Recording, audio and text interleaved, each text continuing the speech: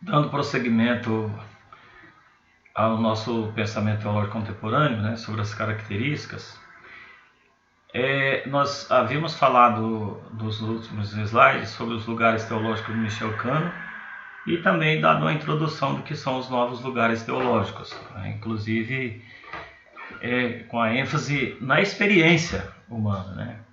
Então, o Clodovis Boff, ele nos dá fornece cinco enfoques que nós podemos entender como lugares teológicos, ou seja, aquilo que é decidido em nível de reflexão no cenário religioso atual. O que significa isso? São aquelas tendências que se tem hoje de reflexão teológica. Então nós temos, primeiro, o enfoque da libertação, que é numa dimensão sociopolítica. A reflexão teológica ela vai se concentrar nos problemas humanos enfrentados pelo ser humano na sociedade, as desigualdades sociais, a questão das estruturas opressivas, né? E vai trabalhar em cima disso, de forma a dar uma resposta, uma solução para os problemas, por exemplo, da violência, da fome, da discriminação racial, né? A questão que envolve os direitos humanos, tudo isso. Então esse enfoque da libertação, que ele é próprio da teologia da libertação, ele não é mais um tratado teológico, mas como um novo modo de se fazer teologia. Então a teologia da libertação ela não vai surgir com propósito de fazer afirmações dogmáticas, afirmações doutrinárias. Não, ela vai contextualizar aquilo que se produziu de teologia, que a igreja, em nível de magistério da igreja, contextualizar com a América Latina. Fazer uma leitura teológica da questão social na América Latina. Então, ela se propõe como um novo modo de fazer teologia. Vai integrar o discurso teológico a um horizonte globalizante da vida. Não só ali na igreja, mas vai atingir a vivência do ser humano na sociedade. Nós temos também um enfoque feminista, havia falado para vocês. Nós temos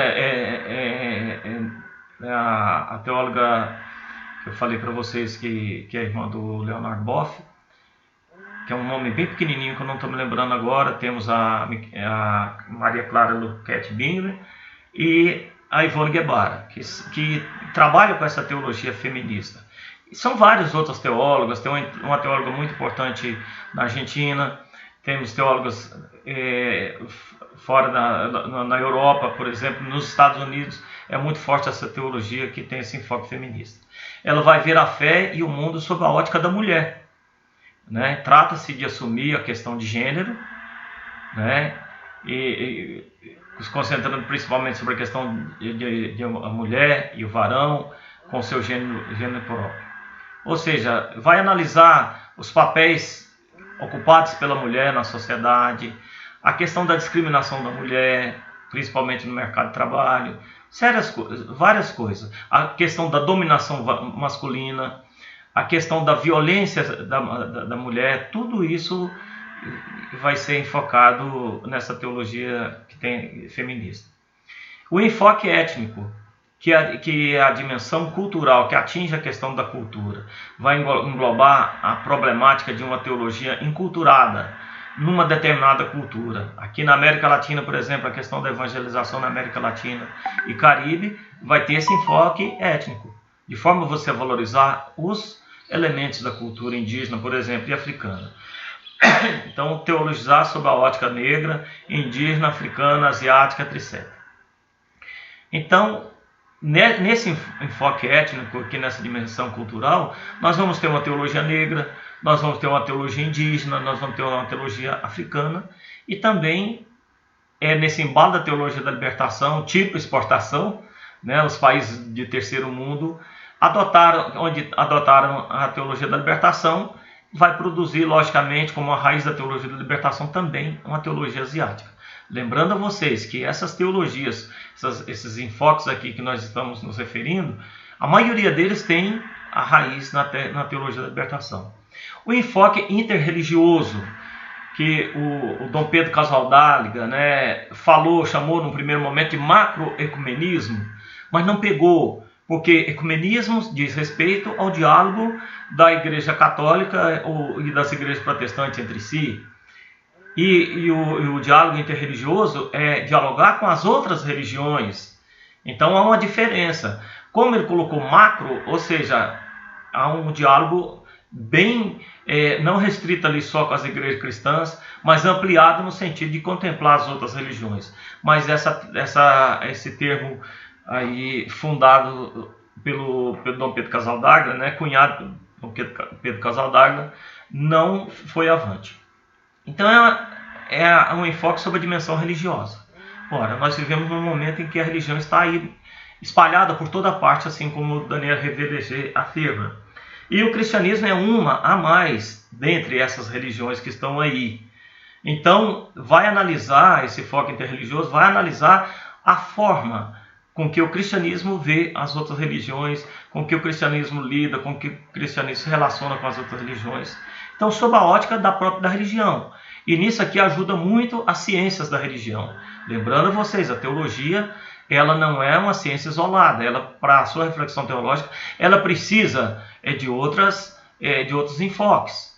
Nós temos, falei para vocês no módulo anterior, que o relacionamento de Deus com o homem, a teologia precisa, por exemplo, da filosofia, da antropologia filosófica e dos próprios filósofos para dar uma definição do que seja o homem. Em relação à questão das religiões, do cenário religioso atual, quem vai fornecer isso aí para a teologia? É a ciência da religião.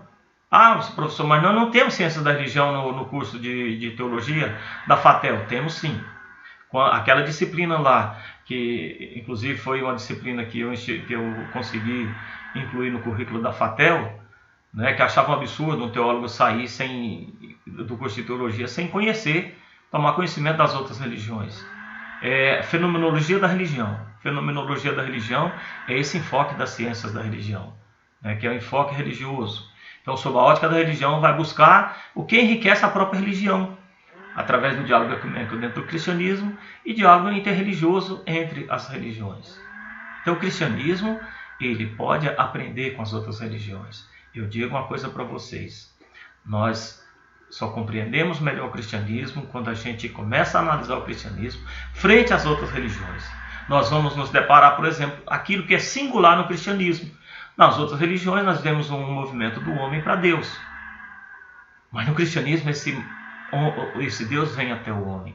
Tem um movimento descendente, ou seja, de Deus para nós, né, que vem até nós através de Jesus Cristo. E temos um enfoque ecológico, que é o momento em que o mundo inteiro volta suas atenções para a América Latina, né? Nesse momento difícil que nós estamos vivendo aqui, de devastação da natureza e tudo, o mundo todo está voltado para a Amazônia, por exemplo. E a teologia também se ocupa em fazer esse estudo. Então esse enfoque ecológico, né, nesses 5 enfoques aí do Clodovis Boff, vai ter essa dimensão biológica, né, e também ligada à física, que é a reflexão teológica ligada à questão da vida, da natureza, de todo o cosmos, a criação, em seus mútuos relacionamentos. Olha, tem muitos teólogos se ocupando em estudar esse enfoque ecológico, esse enfoque ambiental. Inclusive o próprio Papa Francisco, né, naquele documento Laudato Si, aquilo ali é um enfoque ecológico, né, próprio da teologia, produzido ali no Vaticano, né, mas é um enfoque pelo Papa, né, que é o Papa quem assina, é um enfoque ecológico. Bom, existem pessoas que ficam chateadas com isso, né, mas há informações de quem mais subsidiou, que mais forneceu informações para o Papa Francisco naquele documento, é o Leonard Boff.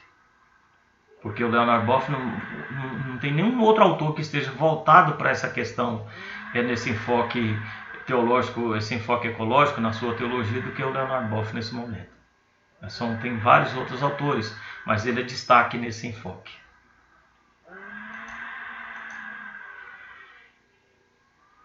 Há uma virada hermenêutica em relação à teologia. essa virada hermenêutica, né? A virada do conhecimento, ou seja, da forma de se propor a teologia como a ciência. Então, para ser ciência, né? Ou seja, logos, a teologia se concretiza como hermenêutica, a teologia do pensamento teológico contemporâneo, ou seja, como interpretação. Os textos gerados sobre textos. O que significa isso? Nós não estamos no pensamento teológico contemporâneo nos ocupando a produzir a teologia em torno de afirmação de dogmas e doutrinas, mas de refletir sobre dogmas e doutrinas já produzidos no âmbito da igreja, né? Contextualizando. Então, é texto sobre texto, gerado sobre texto. E, né, em vista a uma vida e atitudes correspondentes. Ou seja, se eu tenho uma determinada doutrina que me leva a fazer isso, eu preciso contextualizar para que o meu agir seja de acordo com a minha fé, de acordo com o que a igreja me pede. E o texto bíblico e tradicional como portador de sentido. Ou seja, eu não posso destituir de sentido o texto bíblico e tradicional, né? Se concretiza no encontro com o leitor fiel. Depois nós veremos, né, afirmações de teólogos como o Karl Barth, e o próprio Rudolf Bultmann, dizendo que a palavra de Deus só é palavra de Deus se vem de encontro à realidade própria da pessoa. Fazer teologia. Fazer teologia, né, é produzir sentido entre o texto, a realidade da leitura e a leitura da realidade. A realidade da leitura, né, a realidade de quem está fazendo a leitura do texto. E leitura da realidade é o olhar que aquele que está inserido nessa realidade da leitura, ou seja, eu estou aqui na América Latina, outro está lá na Europa, outro está lá na Ásia, e vão fazer o olhar dessa pessoa sobre a realidade que o cerca. Então, visando transformar a realidade pela prática ou pela caridade. Nós estamos vivendo um momento que o labor teológico fatalmente vai levar a uma atitude de compromisso de ajudar os pobres, de ajudar as pessoas que estão passando por dificuldade nesse momento. Então, a perspectiva hermenêutica, né, como interpretação, teologia como interpretação.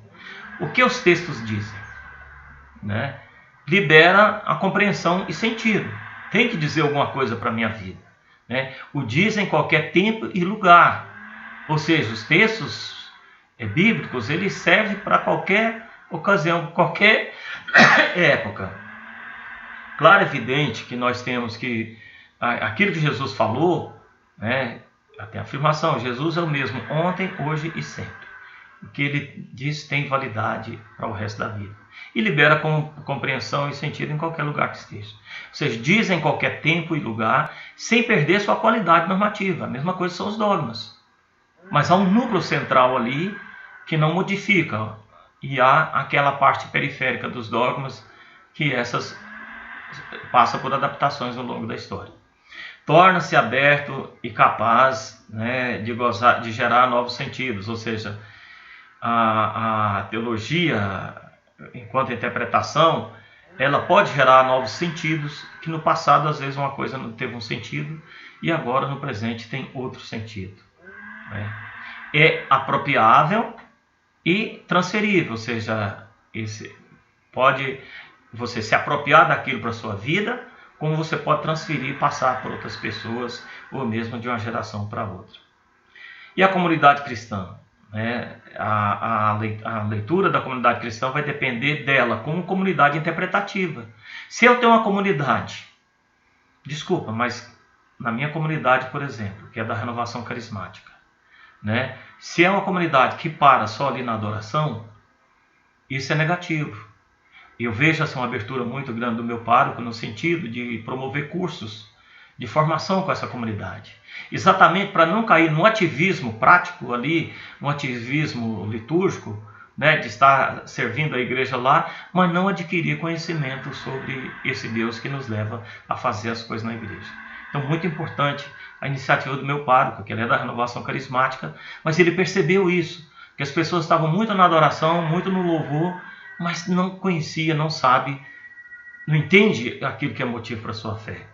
Então, a comunidade ela tem que ser uma comunidade interpretativa, uma comunidade que se propõe a analisar, a estudar os textos bíblicos. e não sendo arbitrário em seu sentido, ou seja, não pode fazer uso arbitrariamente, né, distorcendo o sentido daquilo que diz os textos.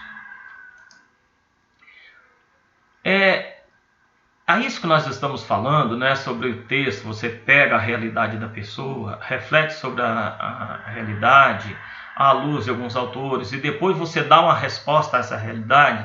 A isso chama-se na teologia contemporânea de circularidade hermenêutica.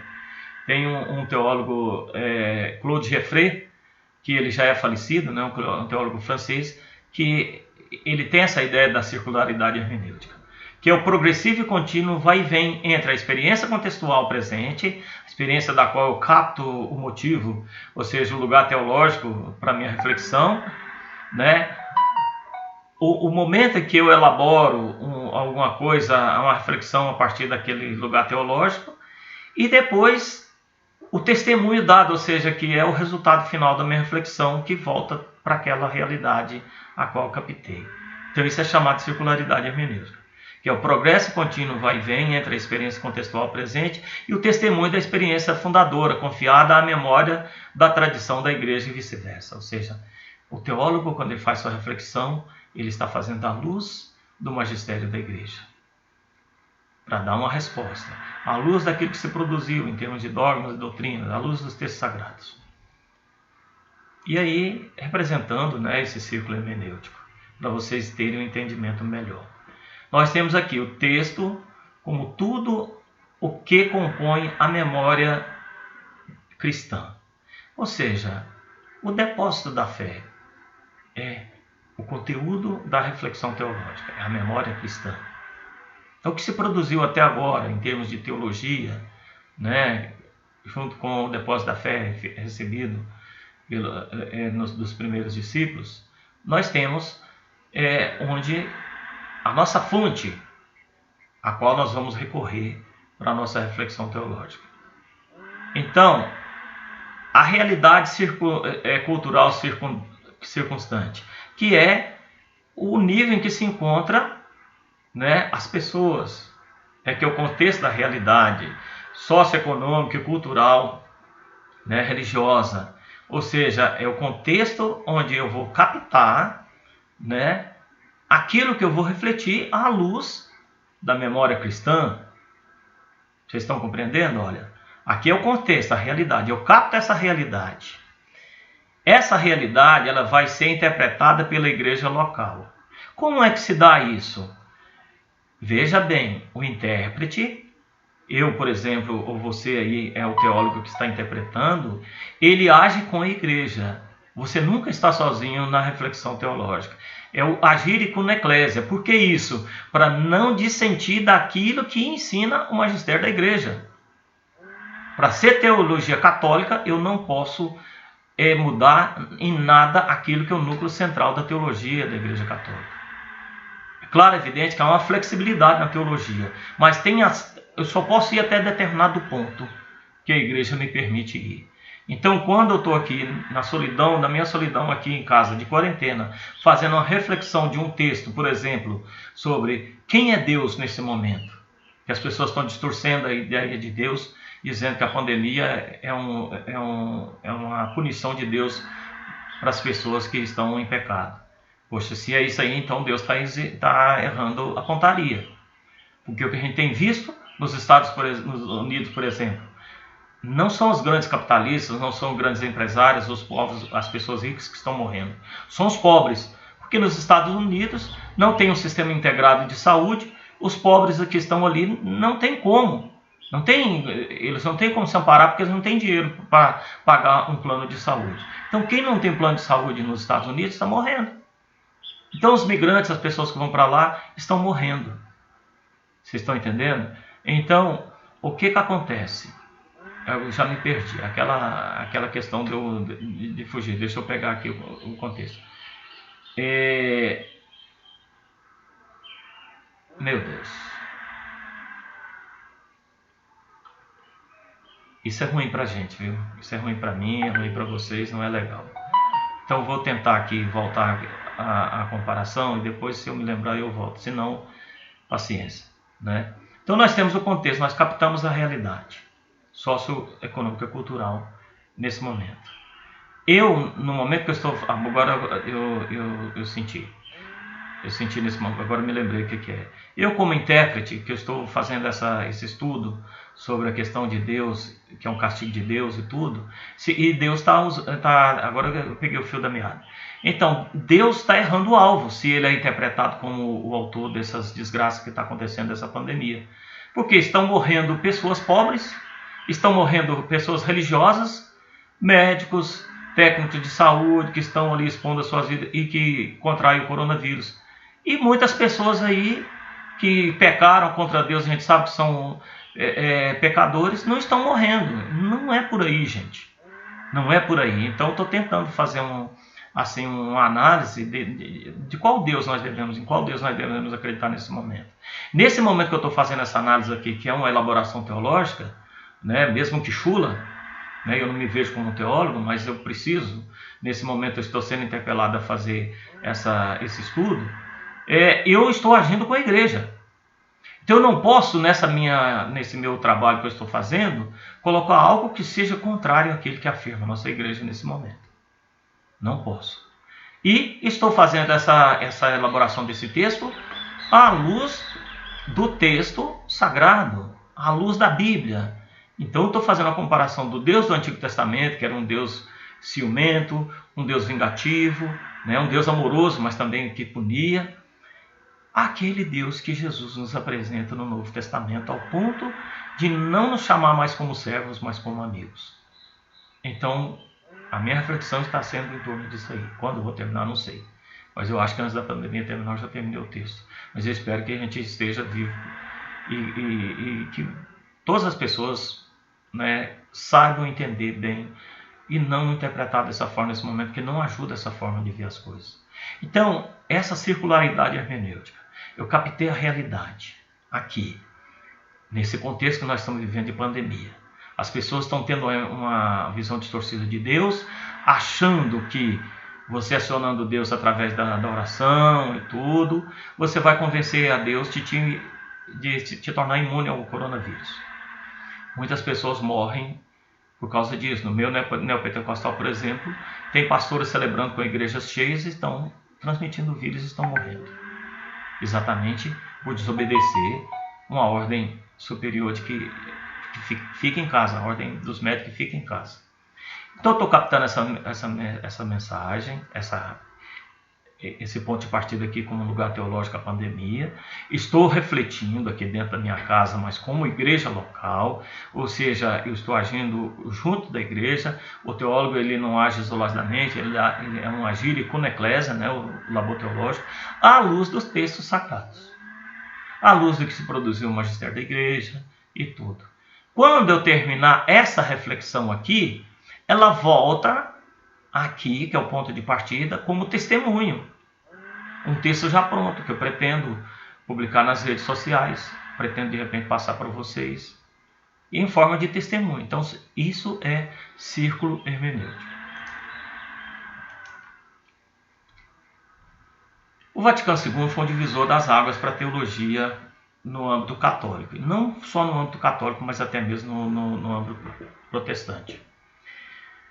Antes do Vaticano II, o que nós tínhamos uma teologia que se concentrava muito na igreja, que é uma eclesiologia dominante. Era uma época que se afirmava a cristandade, que vem ali desde a era de Constantino, né, até chegar às portas do Vaticano II. Então, o primeiro milênio, há uma ênfase muito grande na eclesiologia de comunhão.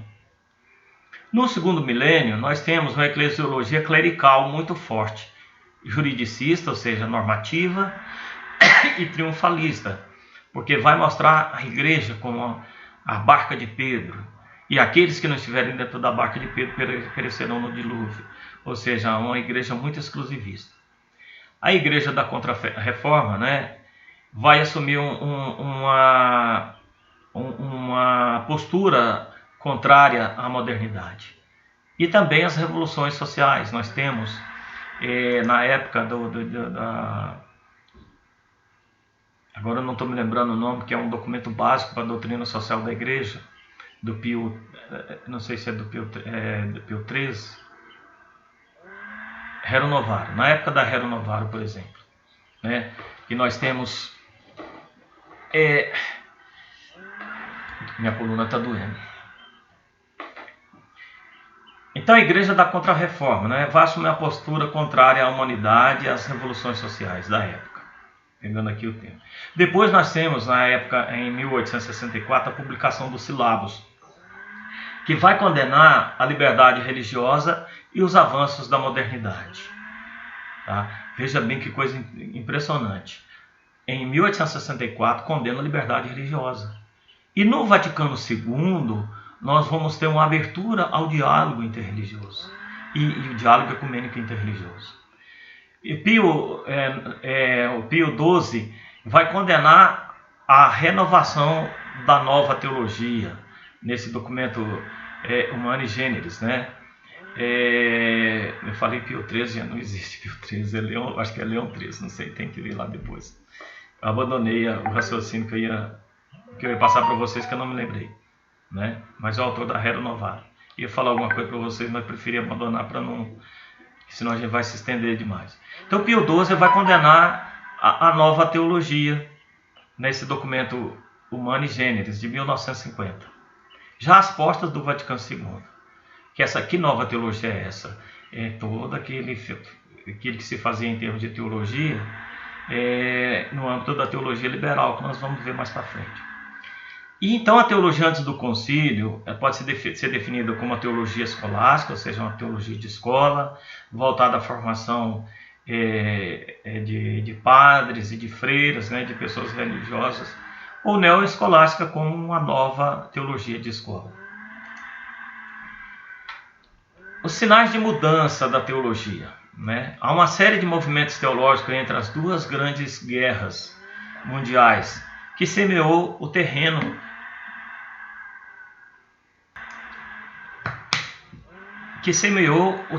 né, para o surgimento das novas teologias. Então, o Vaticano II... Eu parei para tomar água e já perdi aqui. Então,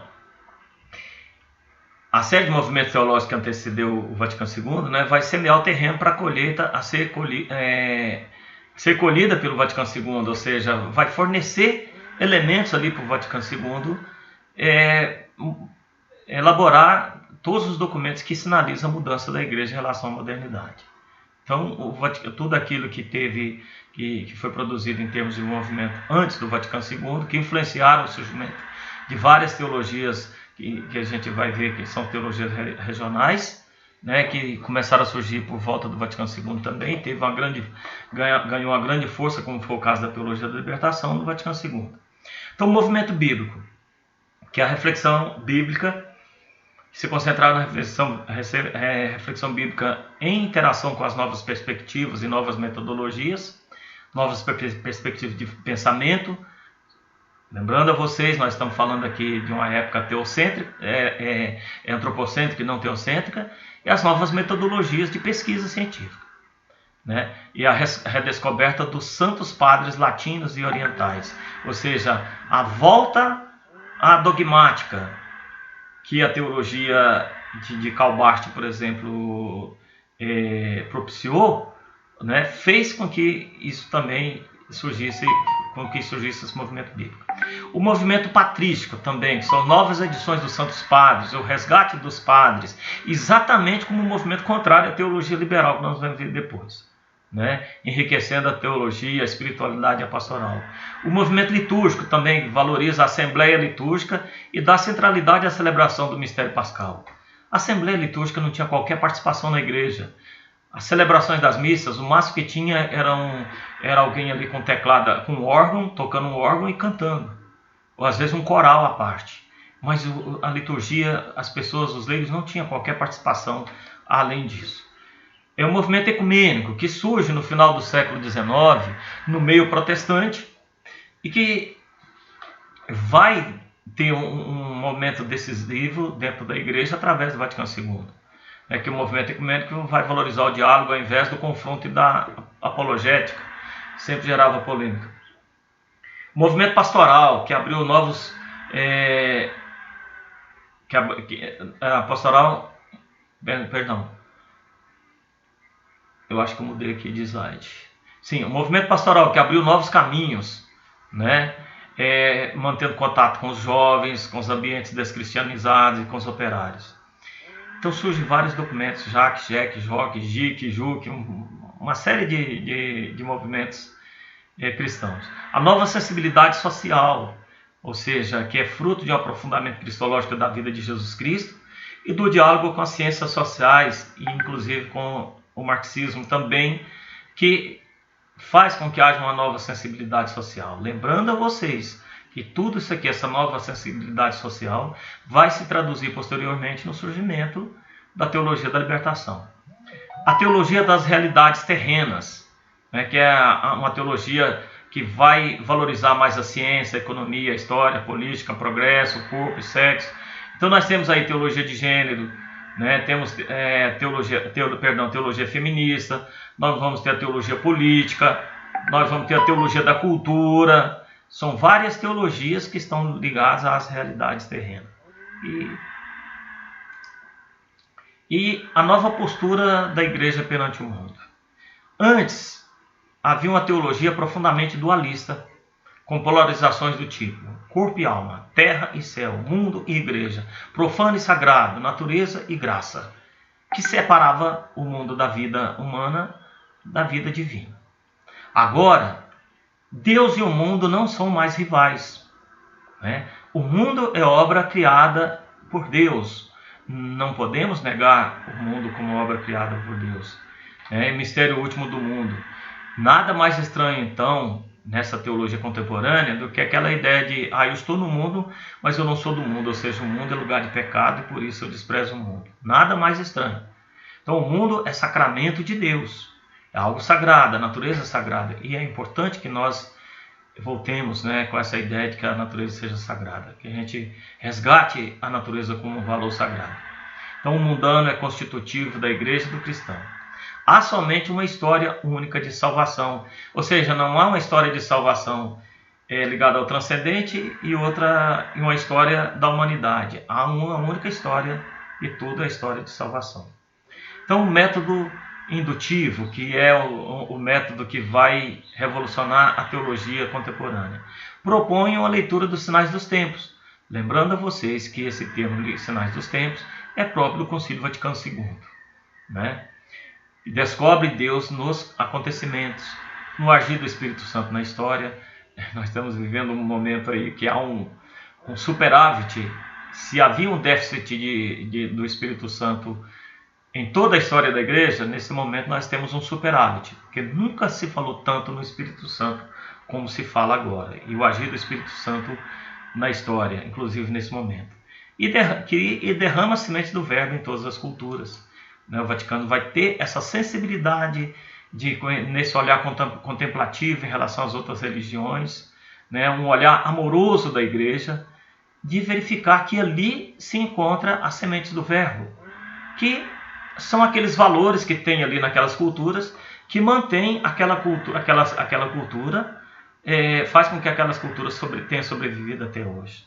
Então, os padres conciliares vão ter esse olhar contemplativo em relação às outras religiões, em relação às outras culturas, e vão perceber que tem valores ali, que aqueles valores que é uma preparação para a recepção do Evangelho é entendida como sementes do verbo. Então, se dá o início de uma nova teologia pastoral, que tem como ponto de partida e ponto de chegada, né, o âmbito pastoral constitutivo da própria teologia. E há uma valorização positiva da criação, da pessoa humana, lembrando que não se separa mais corpo e alma, do trabalho, da cultura. O trabalho vai ser interpretado como vocação, sim. Vocação não é só de padre, não é só de diácono, não é só de religioso. Matrimônio é vocação, ser um dentista é vocação, ser um professor é vocação. Porque você vai desenvolver a sua profissão de um modo cristão. Quando você desenvolve essa profissão, o seu trabalho de um modo cristão, isso é vocação. Cultura, etc. E os bens da terra, que é destinado a todo mundo. Ou seja, Deus criou O mundo dotou de bens para a subsistência humana, mas não só para mim, não só para você, mas para todas as pessoas. Então, num momento como esse, aqueles bens que Deus nos dá, nós precisamos de partilhá-lo com os pobres. Nós temos, Deus nos dá o pão de cada dia, e devemos partilhar aquilo que sobra na nossa mesa com os pobres. Mas isso é simbólico. Quando eu falo aquilo que sobra na nossa mesa, aquilo que sobra no banco também, enfim, em todos os sentidos. Fala sobre a nossa mesa é simbólico. Se você tem dinheiro e tem condições de ajudar quem está passando fome nesse momento, você peca se você não fizer isso. A Dignitatis Humanae, que é um dos documentos muito importantes do Vaticano II, vai valorizar a liberdade religiosa, considerado um erro pestilento pelo Papa Gregório XVI em 1832. Então nós temos essa condenação da liberdade religiosa revogada por esse documento, Dignitatis Humanae. A redescoberta dos temas, nos termos conciliares, a redescoberta da importância da comunidade. O ser humano é um ser social. O homem não é uma ilha. Ele não é destinado a uma vida solitária. Ele é destinado a uma vida em sociedade, na relação com o outro, na relação com a natureza, na relação com Deus. Então, enquanto um ser de relação, ele é um ser social, profundamente social. A família vai ser interpretada como a primeira comunidade humana, cuja imagem mais perfeita é a Trindade, Pai, Filho e Espírito Santo. A vida humana, é chamada a formar a comunidade, uma única família entre todos, a imagem da Trindade, buscando o bem comum de todos. E a eclesiologia da Lumen Gentium está toda centrada no povo de Deus, na igreja local e na colegialidade episcopal, e forma no seu todo uma eclesiologia de comunhão.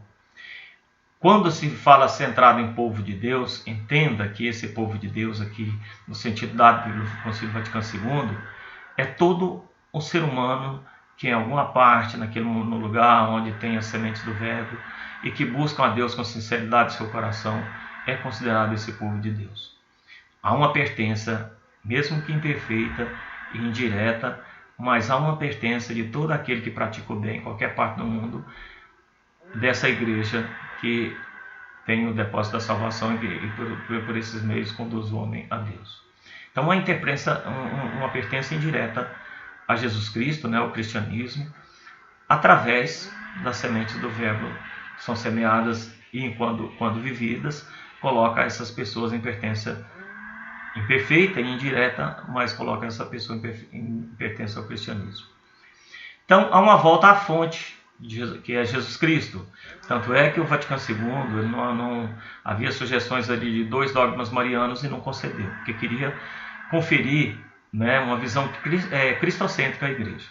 Então, antes a igreja centrava-se em torno de si mesma, em torno das leis, normas e as suas estruturas. Com o Vaticano II, retorna às fontes, às origens da verdadeira tradição e a Cristo, ao querigma, ao retorno ao querigma. Quais são as consequências disso? Ela vai se colocar em diálogo ecumênico com as igrejas da Reforma. Isso é o grande passo que o Vaticano II deu na modernidade, no olhar contemplativo, aos outros universos religiosos, a começar pelo diálogo ecumênico. A redescoberta do Espírito Santo, que foi muito importante. A situação de antes, esquecido pela tradição cristã ocidental por longo tempo, no início do século XX, a explosão do pentecostalismo vai trazer à tona esse Espírito Santo, tirando ele do aprisionamento, quebrando todos os engessamentos que havia em torno do Espírito Santo ali, libertando o Espírito Santo. Então, de um déficit do Espírito Santo que nós temos em toda a história da igreja até praticamente o início desse século, nós temos aí, com a explosão do pentecostalismo, um superávit pneumatológico. Hoje, poderia dizer para vocês que muitas tradições religiosas no meio neopentecostal têm transformado o Espírito Santo como se fosse um Deus isolado no seio da Trindade. Ou seja, fala-se mais em Espírito Santo do que de Deus Pai, do que de Jesus Cristo. há uma concentração pneumatológica. A relação entre a fé e a ciência na contemporaneidade. Os conflitos que surgiram por posições absolutistas, né, da parte da ciência, que é um racionalismo que se abdica da fé, ao ponto de se produzir a bomba atômica, que se joga contra Hiroshima e Nagasaki, né, de se produzir armas que destruem, que com destruição assim, muito considerada, né, em potencial. E da parte da fé religiosa, a teologia apologética, ou seja, o fideísmo, né, que se colocava contrário à razão, entra em conflito. E a crise modernista também vai acirrar os conflitos entre doutrina cristã da criação e a teologia evolucionista de Darwin, né? Então, agora, nesse momento, né, que nós estamos a viver, há uma secularização, né, que vai trazer à tona a autonomia das realidades terrestres. Então a religião se apresenta não mais como um único substrato de visão de mundo, mas uma dentre diversas visões de mundo.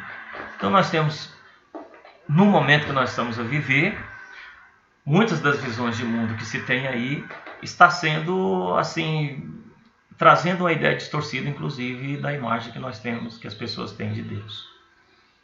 Quando começa a mesclar, por exemplo, religião e economia, aí começa a esvaziar, de política, começa a esvaziar de sentido a religião. Até que ponto é religião? Até que ponto, quando eu cedo ao apelo de um líder político para fazer um jejum, isso é religião?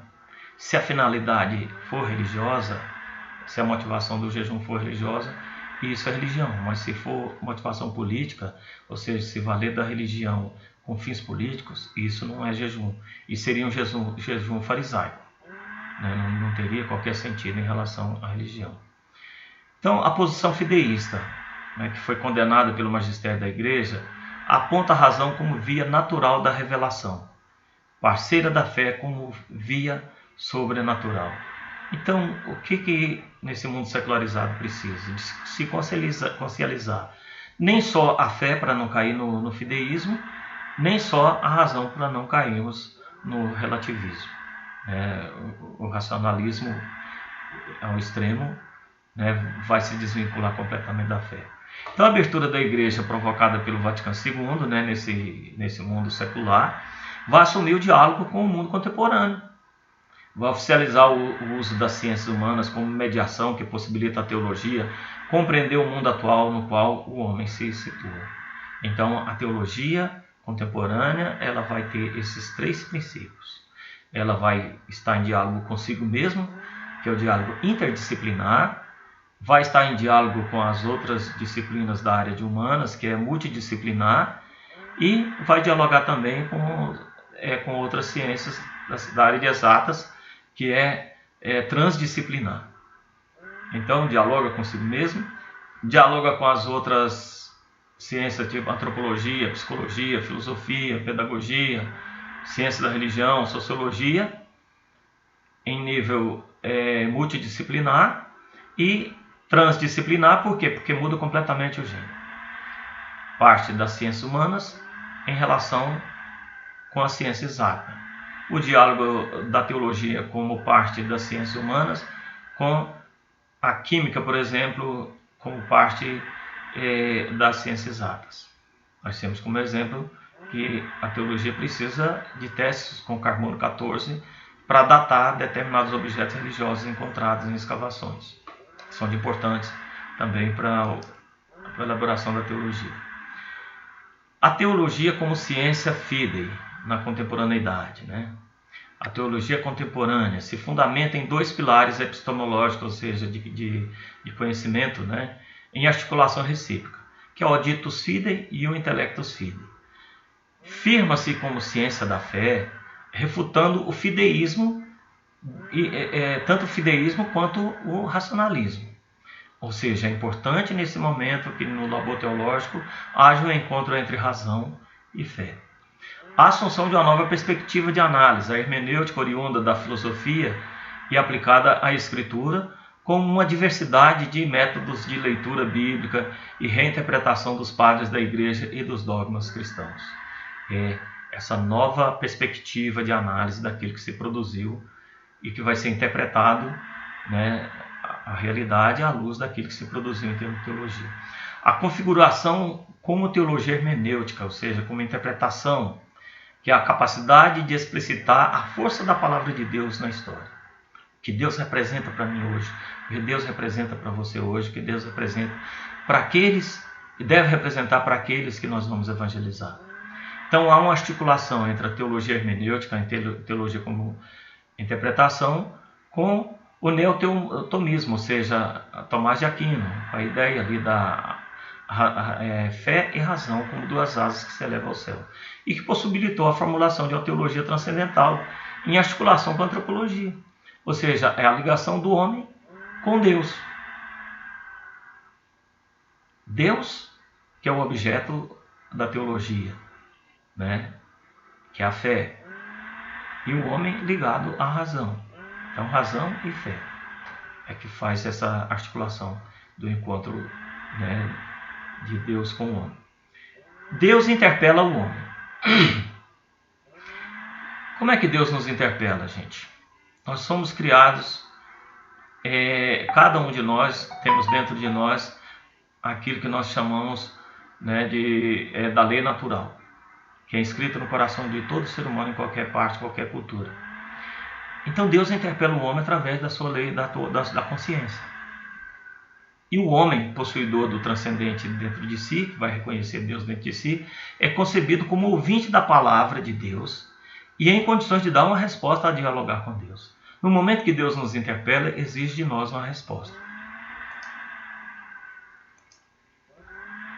Então, a interação da teologia com a filosofia, com as ciências, né, leva à abordagem das realidades contemporâneas. A cultura pós-moderna, o ateísmo prático, o neorracionalismo, neofideísmo, neopanteísmo, globalização econômica e política, potencialidades de elevação do humano e do cuidado com o universo, se tornam compreensíveis pela articulação da teologia contemporânea com as ciências e com a filosofia. Então significa que o labor teológico na atualidade, né, na relação que está com a cultura, com a sociedade e tudo, eu vou me valer daquilo que os teólogos, os filósofos, os psicólogos escrevem, né, com as suas visões que têm dessa realidade, para eu chegar a uma realidade o mais próximo possível, né, daquilo que é a relação do ser humano com Deus. Então, os princípios para a articulação entre a fé e a ciência hoje, porque nós estamos tratando da teologia como ciência. O primeiro princípio, a teologia faz uso da filosofia em vista a superar o neofideísmo, ou seja, para você não cair na fé ao extremo, né, e se tornar um fundamentalista religioso e levar à intolerância religiosa, então você vai fazer uso da filosofia, porque ela vai lhe mostrar que a razão nos leva, né, evita com que a gente caia no fideísmo.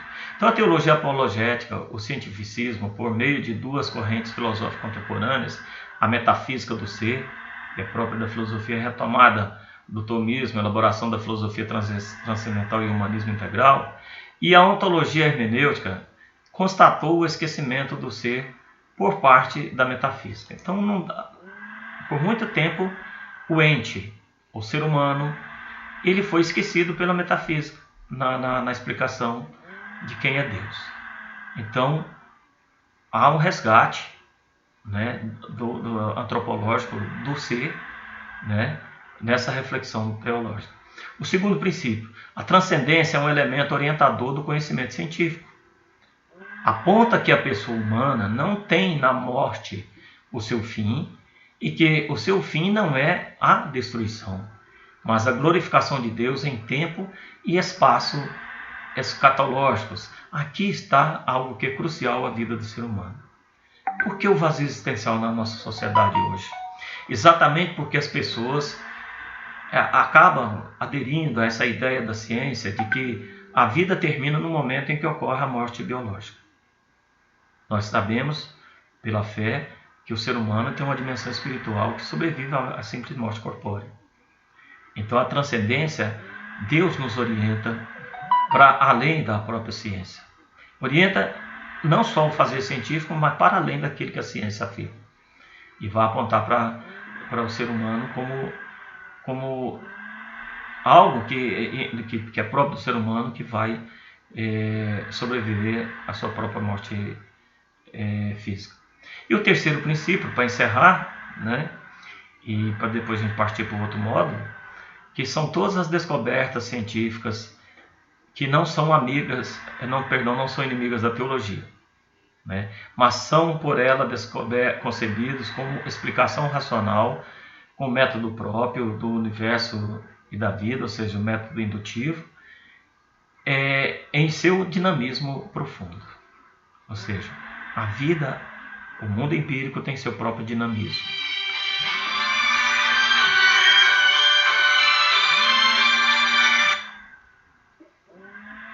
Esqueci de desligar o celular. Então, a vida da experiência do mundo empírico tem seu próprio dinamismo. E é dotar esse dinamismo que nós temos, né, não voltando as costas para as descobertas científicas, fazendo esse diálogo entre a fé e a razão. É importante nesse momento que haja, né, que nós estamos a viver a valorização das descobertas científicas, por exemplo. Nós estamos precisando muito dos cientistas nesse momento para nos dar a vacina. Ora, o que a razão nos leva então nesse momento? A gente a rezar, a pedir a Deus que ilumine as pessoas que estão fazendo essas pesquisas científicas, mas não voltarmos contra elas, não desfazermos da ciência, não desfazermos do serviço que os cientistas estão fazendo nesse momento. Então encerra esse módulo, né? Nós vamos partir para o outro módulo, que já é a teologia, o liberalismo teológico, a teologia liberal. E eu espero que vocês tenham aproveitado, né, através desses 2 módulos que foram necessários da gravação, para um módulo que já havia passado para vocês, que é o módulo 1, né, que fala exatamente sobre as mudanças do pensamento teológico contemporâneo atual. Obrigado.